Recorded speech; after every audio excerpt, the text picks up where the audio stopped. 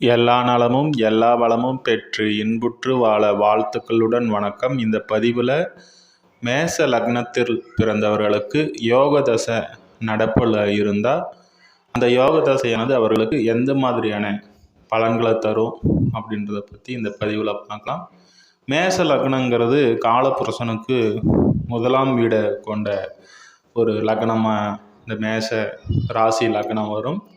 இதில் நட்சத்திரத்தின் பார்த்தோம்னா அஸ்வினி, பரணி, கிருத்திகை 1ஆம் பாதம் ஆகிய 9 பாதங்கள் உடையது தான் இந்த மேச ராசி லக்னம். அந்த வகையில் மேச லக்னத்தில் பிறந்தவர்களுக்கு செவ்வாய் தசை லக்னாதிபதி தசை 1-8 வருவார்.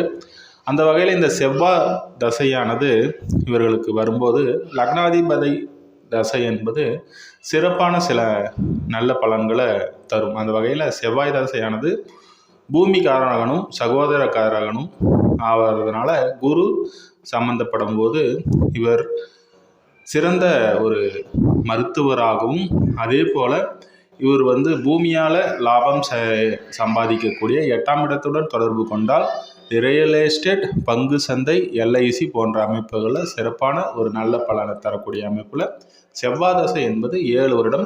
இந்த 7 வருட காலங்களும் சிறப்பான நன்மைகளை தரும். அடுத்துதான் நம்ம பார்க்கும்போது சூரிய தசை. சூரியன் உச்சமடைவார். இங்கே மேசத்தில் உச்சமடைவார், துலத்தில் நீச்சமடைவார். அந்த வகையில் இந்த மேசத்தில் உச்சமடையக்கூடிய அந்த சூரியன் 5ஆம் பாவாதிபதியாக வருவார். இவர் நல்ல அமைப்பில் ஆட்சி பலம், உச்ச பலம் மற்றும் நட்பு இடங்களில் இருக்கும்போது தனுசுலேயோ மீனத்திலேயோ, தனுசில் இருப்பது சிறப்பு. தன் வீட்டிற்கு 5க்கு 5ஆம் இடத்துல அமர்ந்து லக்னத்திற்கு 9ஆம் இடத்திலிருந்து சிறப்பான நல்ல பலன்களை தருவார். அந்த வகையில் சூரிய தசை என்பது மீனத்தை காட்டிலும் தனுசு, சிம்மம், மேசம் ஆகிய இடங்களில் அமரும்போது சிறப்பான நல்ல பலன்களை தரும். அந்த வகையில் குரு பார்வை இருக்கும் பொழுது சிவராஜ்ய யோகம், குரு சூரியன் இணைவு பெறும்போது சிறப்பான நன்மைகளை தரும். உயர்ந்த பதவி, உயர்ந்த அதிகாரம் இது போன்ற அமைப்புகளில் நல்ல பலனை தரும். அரசு அதிகாரம், போலீஸ் இது போன்ற மந்திரி, குரு சம்மந்தப்பட்டிருந்து சூரியன் சம்மந்தப்பட்டிருந்தால் மந்திரிகளை உருவாக்கக்கூடிய ஒரு அமைப்பெல்லாம் இருக்கும். அடுத்ததாக பார்க்கும் பொழுது சந்திர தசை. சந்திர தசை 4க்குடைய தசை. வளர்ப்பிறை அமைப்பில் இருந்தால் சிறப்பான நன்மைகளை தருவார். வீடு, வண்டி, வாகன யோகமும், அதுவும் இவர் 4ஆம் இடத்துல ஆட்சி பலமும் உச்ச பலம் 2ஆம் இடத்துல பெறுவார். அந்த வகையில் இந்த சந்திர திசையானது வளர்ப்பிறை அமைப்பில் இருந்து குரு மற்றும் சுக்கிரனோடு இணைந்து இருந்தாலும் கூட நல்ல பலன்களை தருவார். சுபருடன் இணையக்கூடிய வகையில் இதில் குரு சுக்கிரனை காட்டிலும் குரு நன்மையை தருவார். சந்திரனோட குரு சந்திர அதியோகம் என்ற அமைப்பில் நல்ல பலன்களை தருவார். அந்த வகையில் இங்கே பார்க்கும் பொழுது குருவும் சந்திரனும் இணைந்து இருந்தால் தாய் வழி உறவுகள், வண்டி வாகனம் 4க்குடையவர் என்பதனால சிறப்பான நல்ல பலன்களை தரும் வகையில் குரு பார்வை இருக்கும் பொழுது கூட இவர் இணைவதை விட பார்வை சிறப்பான அமைப்பு என்பதனால தாய் வழி உறவு சிறப்பாக இருக்கும். அதே போல் உடல், வண்டி வாகனம் அமைப்புகள்லாம் சிறப்பாக இருக்கும். அடுத்ததாக நாம் பார்க்கும் பொழுது குரு தசை. குரு 9க்கும் 12க்கும் உடையவராக வருவார். அந்த வகையில் பாக்கியம், தந்தை வழி, தெய்வ அருள் மற்றும் நிறைய செலவுகளை குறிக்கக்கூடிய அமைப்பில் இந்த குரு வர்றதுனால 9ஆம் இடத்தில் ஆட்சி பலம் பெறும்போது லக்னத்தை பார்ப்பார். அதே போல் இங்கே அதை காட்டிலும் இங்கே சிம்மத்தில் அமரும்போது தன்னுடைய 9ஆம் பார்வையாக லக்னத்தை பார்ப்பார். அதனால சிம்மத்தில் அமரக்கூடிய இந்த குருவானவர் சிறப்பான நன்மைகளை மேச லக்னக்காரர்களுக்கு அளிப்பார். இந்த குரு தசையானது 16 வருடம்.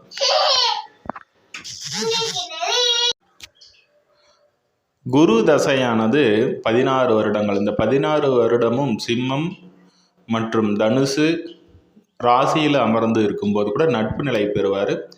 அந்த வகையில் இந்த இடங்களில் அமரும் பொழுது, அதுவும் லக்னத்தில் அமரும் பொழுது 5, 9, 7 ஆகிய இடங்களை பார்த்து லக்னத்தையும் வலுப்படுத்தி சிறப்பான நல்ல பலன்களை இந்த 16 வருடமும் தருவார்.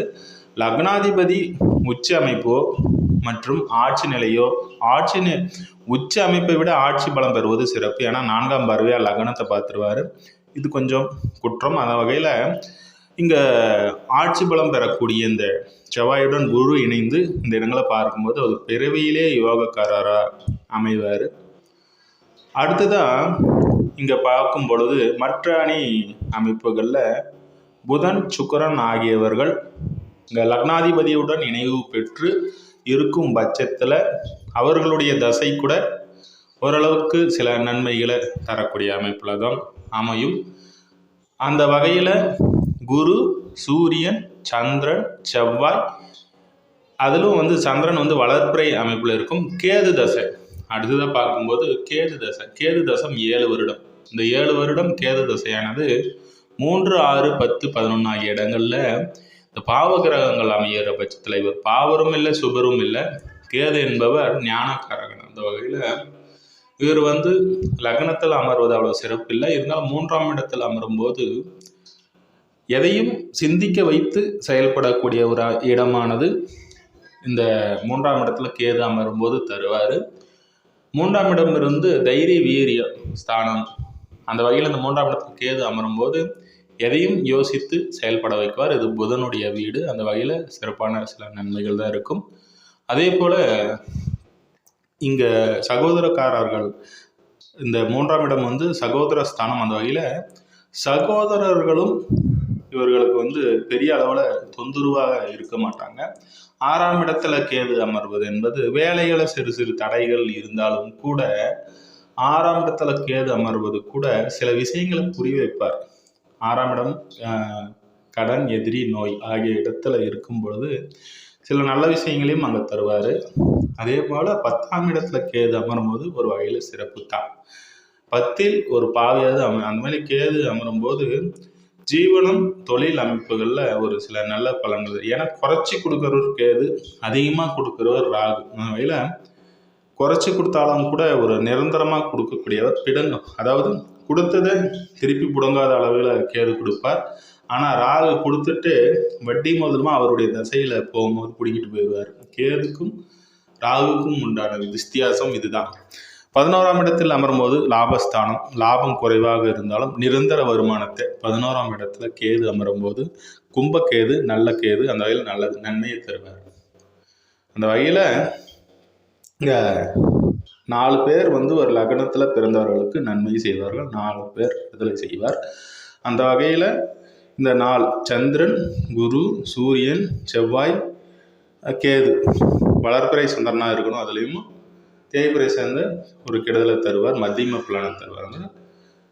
நல்ல பலன்களை மேச லக்னக்காரர்களுக்கு தரக்கூடிய ஒரு அமைப்பில் இவர்களுடைய தசை ஆரம்பிக்கும் காலங்களில் இவர்களுக்கு சிறப்பான அமைப்பு தரும். அதே போல் இங்கே கேது தசை, அஸ்வினியில் பிறந்தவர்கள் கேது தசை, அடுத்தது சுக்கிரன், அதுக்கப்புறம் சூரியன். ஒரு 25 வயதில் சூரிய தசை, சந்திர தசை, செவ்வாய் தசை, இந்த 3 தசைகளும் அஸ்வினி நட்சத்திரத்தில் பிறந்தவர்களுக்கு இருக்கும். அடுத்தது பரணி.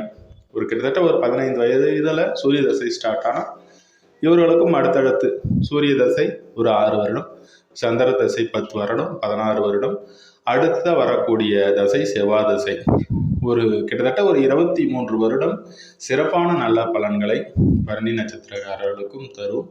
அடுத்ததாக வரக்கூடியது சூரியன். ஆரம்ப காலமே இவர்கள் சூரிய தசை, சூரிய சந்திர செவ்வாயாக வர்றதுனால இவர்களுக்கு 23 வயது வரையும் இந்த தசை அமைப்புகள் இருக்கும் பட்சத்தில் இவர்கள் சிறப்பான சில நன்மை. பிறவியிலிருந்து இந்த மேச லக்னக்காரர்களுக்கு செவ்வாய், சந்திரன், சூரியன் அமைப்பு சிறப்பாக இருக்கும் பட்சத்தில் நன்மைக்கு அழைக்கக்கூடிய வகையில் இருக்கும்.